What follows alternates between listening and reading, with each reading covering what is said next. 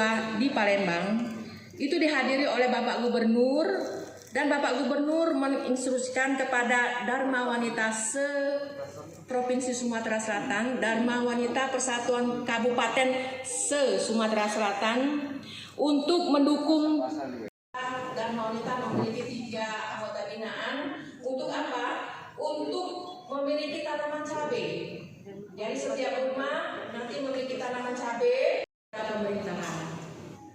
Sebagai anggota Dharma Wanita Persatuan, kita harus yakin dan optimis bahwa kita mampu membangun organisasi yang lebih modern dan profesional, disertai program-program pengembangan dan peningkatan kualitas anggota Dharma Wanita Persatuan yang berkesinambungan.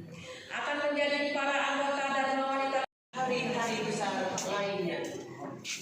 Sebagai anggota Dharma Wanita Persatuan, peringatan hari ulang tahun ini lebih memperkuat rasa persatuan Putri Dayang Rindu, Jalan Cut Nyak-Din, Tungkal, Kabupaten Muara Enim.